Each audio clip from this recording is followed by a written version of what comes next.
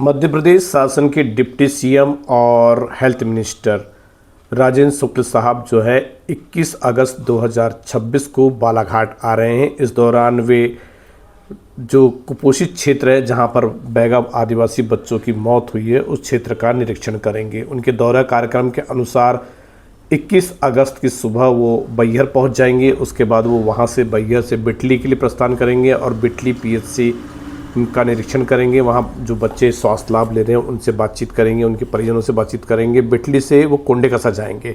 कोंडेकसा कोरका बोंदारी जो है बहुत ज़्यादा प्रभावित गांव थे, इनमें से उन्होंने चयन किया कोंडेकसा का। हालांकि यहाँ की भौगोलिक स्थिति ऐसी नहीं है कि एक दिन में आप सारे गाँव घूम लें, क्योंकि हर एक गाँव की दूरी लगभग 10 से 12-15 किलोमीटर दूर है और यहाँ जाना लगभग 85 किलोमीटर दूर है। तो उस हिसाब से ये कोंडेकसा जाएंगे और कोंडेकसा में जो है प्रभावित परिवार उनके बच्चों से मुलाकात करेंगे।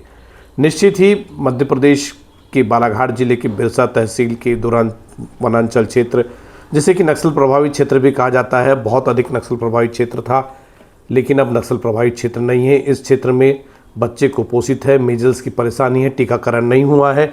इन सब को देखते हुए मध्य प्रदेश शासन के अब डिप्टी सीएम और हेल्थ मिनिस्टर राजेंद्र शुक्ल साहब आ रहे हैं। इसके पहले नेता प्रतिपक्ष आ चुके हैं और उसके पहले बालाघाट की सांसद भी जा चुकी है। तो देखना अब यह है कि डिप्टी सीएम जब आ रहे हैं तो किस तरह का उनका निरीक्षण रहता है, क्या किसी पर कार्रवाई होती है, क्योंकि जानकारी मिली कि बिरसा क्षेत्र में बहुत अधिक बच्चे कुपोषित थे।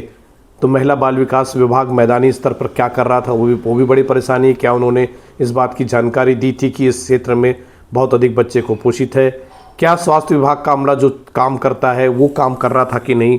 टीकाकरण हुआ था कि नहीं? क्योंकि कहते हैं कि बहुत सारी न्यूज़ छपाने के लिए भिजवाई जाती है, कहते हैं कि साहब यहाँ पर तो अब तक स्वास्थ्य विभाग का अमला नहीं पहुँच पा रहा था, जबकि दर्जनों यहाँ पर कैंप लगे हैं, शिविर लगे हैं। स्वयं बहुत अधिक हार्डकोर नक्सली माने जाने वाली संगीता राय सिंह पंद्रे, जो कि हार्डकोर नक्सली थी, जिन्होंने गोंदिया में सरेंडर किया उनके ग्रुप ने, उनकी माँ का आँख का ऑपरेशन, मोतियाबिंद का ऑपरेशन पुलिस विभाग और जिला प्रशासन के सहयोग से उस समय करवाया गया जब बालाघाट नक्सल प्रभावित क्षेत्र था। तो क्या टीकाकरण के मामले में बालाघाट बहुत अधिक पिछड़ा है? यदि ऐसा है, क्योंकि मीजल्स जो खसरा है उसके बच्चों को इंजेक्शन नहीं लगे थे, इस बात की पुष्टि हुई है। अब जाके मीजल्स के इंजेक्शन टीकाकरण करवाया जा रहा है। तो क्या कोरोना के समय कोविड का इंजेक्शन लगा था? क्या पल्स पोलियो के इंजेक्शन यहाँ पर लग रहे हैं, जो ड्रॉप दिए जाते हैं 2 बूंद जिंदगी के, वो लग रहे हैं? वो भी बड़ा सवाल है और वो भी जाँच का विषय है। इस मामले में सीधा देखा जाए तो हर कोई जो है बैगा आदिवासियों को फुटबॉल समझ रहा है और गेंद एक दूसरे पर फेंकते जा रहा है। कोई कह रहा है गंदगी बहुत है, तो क्या बालाघाट जिले के दक्षिण बैहर और लांजी क्षेत्र, बिरसा क्षेत्र, पड़सवाड़ा क्षेत्र में रहने वाले आदिवासियों के जो घर आप देख रहे हैं, यहाँ गंदगी दिख रही है आपको? नहीं, गंदगी है तो क्या 2026 में गंदगी आई? क्या इसके पहले गंदगी नहीं थी?